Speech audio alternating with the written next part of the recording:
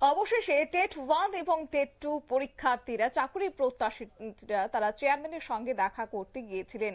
পুনরায় তারা সরব হয়েছে তাদের দাবি নিয়ে এবং সেই সঙ্গে আজকে তারা চেয়ারম্যানের সঙ্গে দেখা করার পর কোন রকমের উত্তর না পাওয়াতে রীতিমতো ক্ষোভ উগরে দিয়েছে টেট 1 এবং টেট 2 এর চাকরি প্রত্যাশীরা।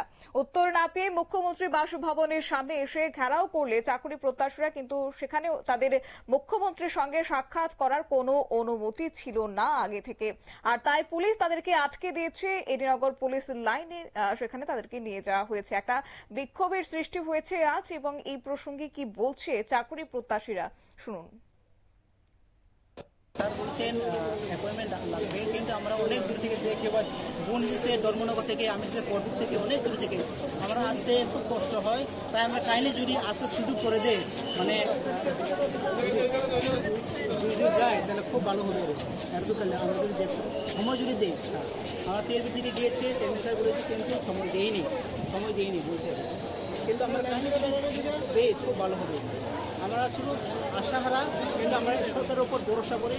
স্যার যদি সুযোগ দেই তাহলে আমরা যদি 1 মিনিট দেখা করে দিই। আপনারা শুনলেন চাকরি প্রত্যাশীদের বক্তব্য। উত্তর পায়নি চেয়ারম্যানের কাছে, তারপর তারা মুখ্যমন্ত্রীর বাসভবনের সামনে বিক্ষোভ দেখাতে শুরু করেন। অবশ্য এই বিষয়ে একটা চাকরি প্রত্যাশিত তিনি জানিয়েছেন বহুদিন আগে তাদের পরীক্ষা সম্পন্ন হয়েছিল, কিন্তু দপ্তর এখনো পর্যন্ত তাদের রেজাল্ট আউট করেনি। তাই তাড়াতাড়ি এই রেজাল্ট প্রকাশের দাবিতে মুখ্যমন্ত্রীর সঙ্গে সাক্ষাৎ করতে এসেছিলেন বলে জানিয়েছেন একটা চাকরি প্রত্যাশী। নিয়ে নিচ্ছি ছোট্ট একটি বিজ্ঞাপন বিরতির সঙ্গে থাকুন।